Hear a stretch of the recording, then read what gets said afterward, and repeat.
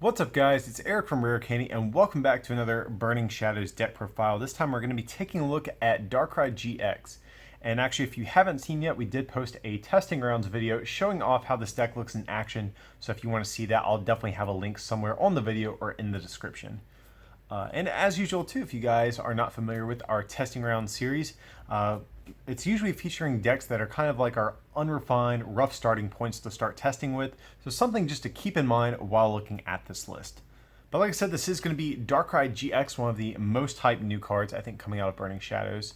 And this is going to be a little bit of a different take on it. I think most people right now are testing the more traditional Turbo Dark style deck with Darkrai EX and Max Elixirs and throwing Darkrai GX in that type of deck. And that definitely seems like very obviously good, I think. And so I wanted to try to build something a little bit different and see if there's any other potential uses for Darkrai GX. So this time we're going to be pairing it with the Salazzle from Guardians Rising. So let's get into it and see why we're even going to entertain this type of deck. So since this is Darkrai GX deck, we are obviously playing for Darkrai GX. Seems good. So 180 hit points, fighting, weakness, psychic resistance, all kind of standard things we'd probably expect on Darkrai. But pretty much all of its abilities and attacks are pretty solid. So the first ability is going to be called Resurrection. I believe that is the name of it. If Darkrai GX is in your discard pile, you may put him on your bench with a dark energy from your discard as well. So this is cool because if your Darkrai's get knocked out, you can immediately get them back with an energy and, already be on your way to powering it back up. But then you can also, maybe in the early parts of the game, Ultra Ball them away, Sycamore them away. That way you can easily get some Darkrai's up and running a little bit quicker.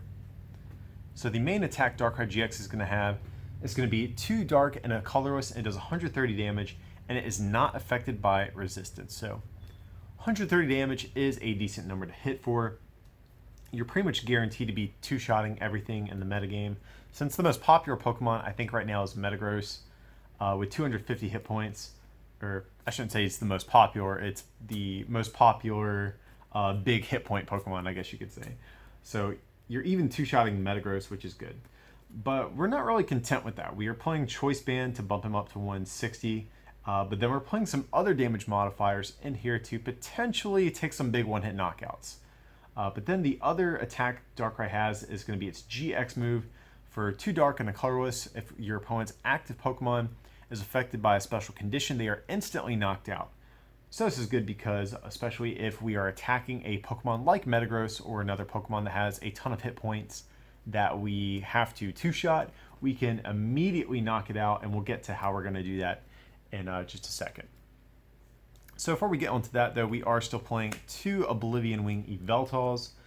Pretty standard inclusion in Dark decks for the past couple of years, but we're playing it for its Oblivion Wing attack. Does 30 damage for a single dark energy, and you get to attach a dark energy from your discard to one of your bench Pokemon.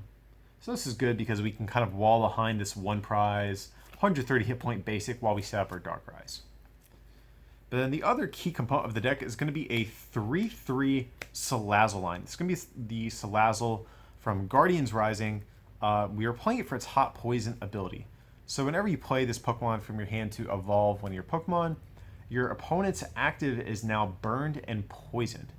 So this is actually really important for a number of reasons. The first obvious reason is the synergy with Darkrai's GX move.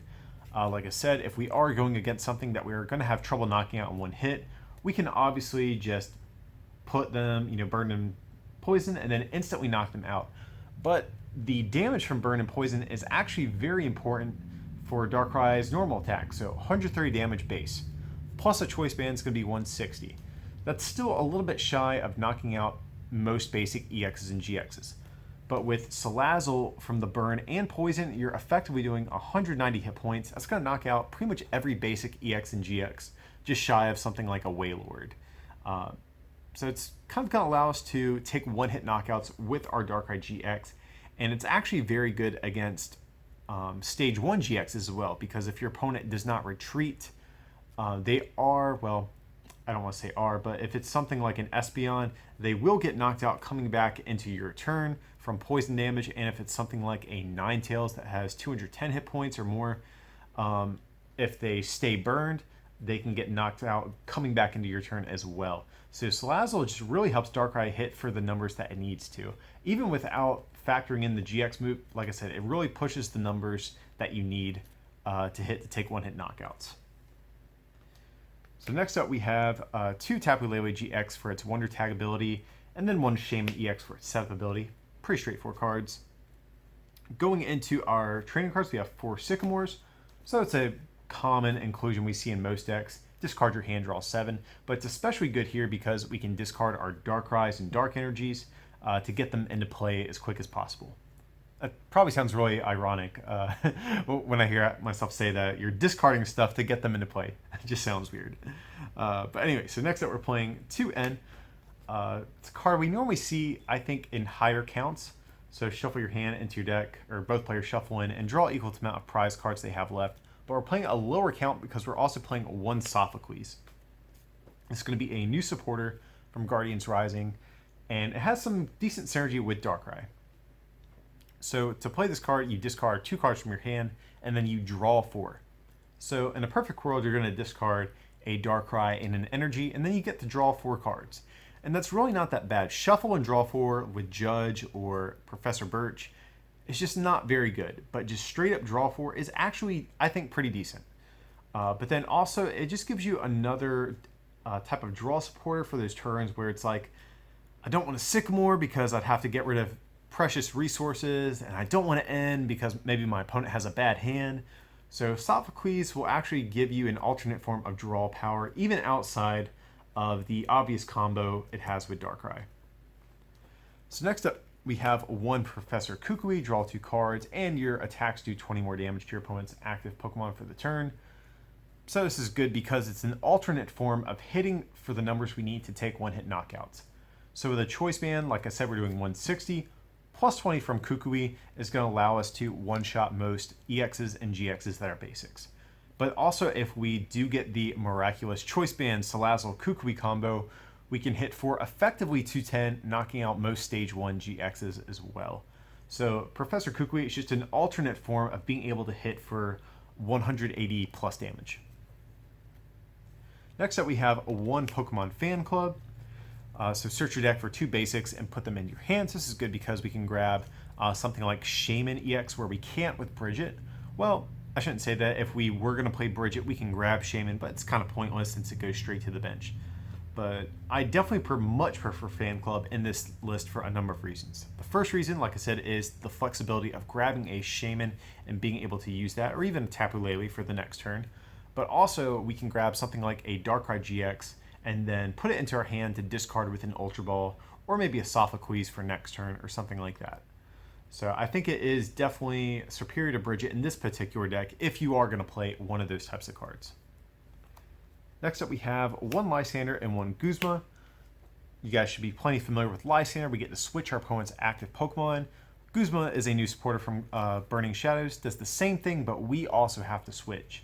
So there's going to be situations where this is superior, especially maybe if we get confused by Espeon GX, which currently at the time of filming is a popular card, or if maybe our opponent's trying to Lysander stall us, or something like that as well.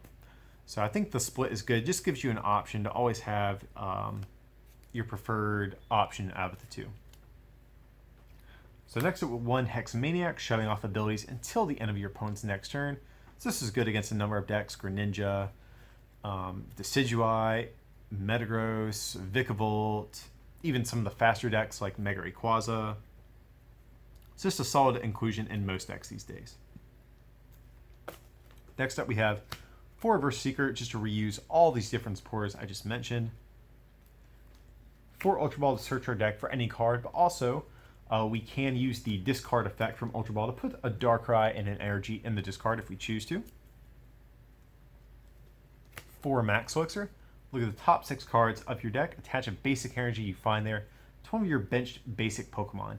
So we can get a Darkrai out of the discard pile with an energy immediately. We can Max Elixir to it, attach for turn. So it's just another way of getting our Darkrai's powered up a little bit more quickly. Next up, we have 3 Choice Band just to do 30 more damage to our opponent's EXs and GXs. And actually, this is a card I would even consider going up to 4 of, just because the extra damage is so vital in terms of taking one-hit knockouts.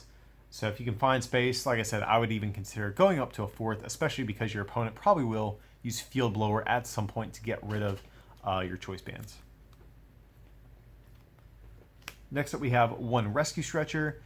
So normally in these Max Elixir based decks, I would prefer Super Rod because it allows you the flexibility of getting energy back into your deck to make your Max Elixirs more consistent. But since Darkrai can already attach an energy out of the discard pile straight to itself, I feel like Rescue Stretcher outclasses Super Rod just a little bit in this particular deck. So with Rescue Stretcher, we can get a Pokemon from our discard pile into our hand, or 3 back into the deck. This is going to be mainly to get back Salazzle pieces that we might have to discard early on with a Sycamore or something like that. But of course, also we can grab stuff like a Tapu Lele or a Shaymin to reuse late game if we choose to. And then one Field Blower to discard our opponent's tool cards and stadiums. It's going to be mainly to get rid of the Float Stone that is on Garbotox and Garbodor that shuts off our abilities. Also good to get rid of our opponent's choice bands, that way our Darkrai's can maybe stay alive a little bit longer. Just a good card in most decks these days. And the last trainer cards we're playing to me for Altar of the Moon. So any Pokemon in play with Psychic or Dark Energy gets 2 less retreat, and everything in this deck has no more than 2 retreat costs, so effectively everything has free retreat as long as it has 1 Dark Energy. So it's just to give our board a little bit of mobility and ensure that we can always get into the active spot with whatever we want to. So next up we have 1, 2, 3, 4, 5, 6, 7, 8, 9, 10, 11, 12 Dark Energy. It's kind of a thick count just to ensure that we always can hit them off our Max Elixirs and that we always have some in hand to discard to start powering up our Darkrai's. So yeah, guys, that is going to be our Darkrai GX Salazzle deck that we're going to be taking a look at. And if I have to be honest, out of the testing I've done so far, I do enjoy this concept, but I think the traditional Turbo Dark version might potentially be stronger. In the late game, it's easier to hit those big numbers that we are talking about doing with Darkrai. You know, we're trying to take one-hit knockouts. I think this version might be a little bit better in the early to mid-game as far as taking, you know, one-hit knockouts. But in the late game, I do think the Turbo Dark variant with Darkrai EX is going to be a little stronger in the late game. But definitely, I think another interesting way to use Darkrai, especially since we can abuse its GX move in this version. But definitely let us know in the comments below what you guys think. Let us know which version you prefer. And if there's any cards in this list you like or don't like, we always love hearing your feedback on these early deck profiles. But yeah, guys, that's going to be it for this one. Definitely stay tuned, especially if you're new here at this channel. We're going to have a ton of Burning Shadows content coming up over the next couple weeks, so definitely keep an eye out for what we have being posted. But yeah, guys, we appreciate you watching. As usual, feel free to like and subscribe, and don't forget to check out our merchandise over at rarecandytcg.com. If you can pick up something from our online store to help support our channel, it'd mean a lot to us. But with that, I appreciate you watching, and we'll see you for the next one.